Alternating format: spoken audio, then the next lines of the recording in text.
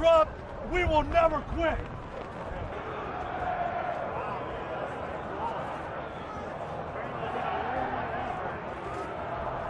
America से आ रही खबरों ने पूरे विश्व को हिलाकर रख दिया है जब अमेरिकी राष्ट्रपति डोनाल्ड ट्रंप के समर्थकों ने अमेरिकी संसद भवन परिसर यानी कि यूएस पार्लियामेंट बिल्डिंग को युद्ध के मैदान में तब्दील कर दिया। तस्वीरें भयावह थीं। सुरक्षा कर्मी और प्रदर्शनकारियों के बीच हिंसक झड़प भी दिखी।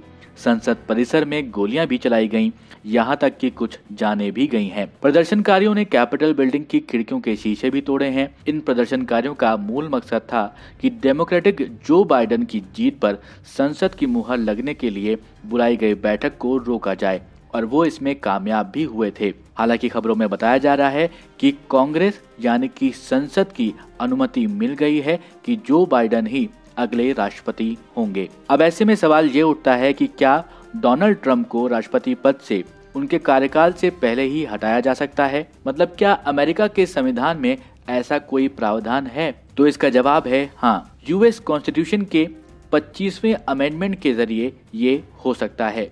तो चलिए आपको बताते हैं कि क्या है यूएस कॉन्स्टिट्यूशन का 25वां अमेंडमेंट। आसान भाषा में समझा जाए तो यूएस कॉन्स्टिट्यूशन का 25th अमेंडमेंट ऐसा प्रावधान है जिसमें वाइस प्रेसिडेंट और कैबिनेट प्रेसिडेंट को हटाने की अनुमति दे सकते हैं यदि राष्ट्रपति अपने कार्यकाल की शक्तियों और कर्तव्यों का निर्वहन करने में असमर्थ है। अगर हम ट्रंप सरकार के हिसाब से समझें तो उपराष्ट्रपति माइक पेंस को राष्ट्रपति ट्रंप को हटाने के लिए जो कैबिनेट द्वारा वोट दिए जाएंगे उसका नेतृत्व करने की आवश्यकता होगी। आपको बता दें कि ये संशोधन करीब 50 साल पहले लगाया गया था जब तत्कालीन राष्ट्रपति जॉन एफ कैनेडी की हत्या हुई थी। इस संशोधन का सेक्शन 4 उन स्थितियों को संबोधित करता है जहां एक प्रेसिडेंट काम करने में असमर्थ है लेकिन स्वेच्छा से कदम नहीं उठाता है।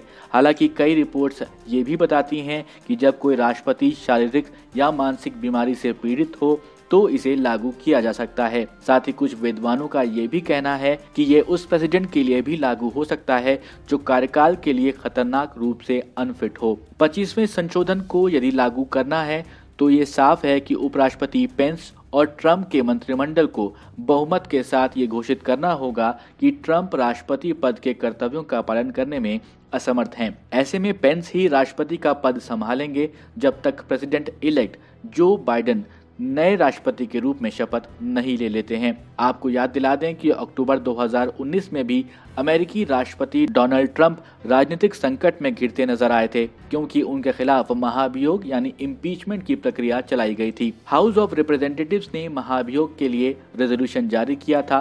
ट्रंप पर आरोप थे कि उन्होंने अपने डेमोक्रेटिक प्रतिद्वंदी जो बाइडेन को नुकसान पहुंचाने के लिए यूक्रेन के राष्ट्रपति व्लादिमीर ज़ेलेंस्की का इस्तेमाल करना चाहा था। आइए अब आपको बताते हैं कि अभी तक किन राष्ट्रपतियों पर महाभियोग चला है। 1868 में एंड्रयू जॉनसन के खिलाफ महाभियोग चला था जब एक सरकारी अधिकारी को गैर कानूनी तरीके से बर्खास्त करने का उन पर आरोप लगा था। फिर 1998 में बिल क्लिंटन के खिलाफ महाभियोग चला था जब मोनिका लेविंस्की ने उनके खिलाफ सेक्सुअल हरासमेंट के आरोप लगाए थे। हालांकि दोनों ही मामलों में दोनों राष्ट्रपतियों को छूट दे दी गई थी। इसके अलावा 1974 में वाटरगेट स्कैंडल के चलते रिचर्ड निक्सन के खिलाफ भी महाभियोग चल सकता था, लेकिन उससे पहले ही उन्होंने इस्तीफा दे दिया था। इसके अलावा दिसंबर 18, 2019 को प्रेसिडेंट डोनाल्ड ट्रंप के ऊपर भी महाभियोग चला था, जिसके बारे में हम पहले ही चर्चा कर चुके हैं। अगर ये जानकारी आपको पसंद आई तो इस जानकारी को अपने दोस्तों के साथ शेयर करें और सब्सक्राइब करें जागरणजोश.com।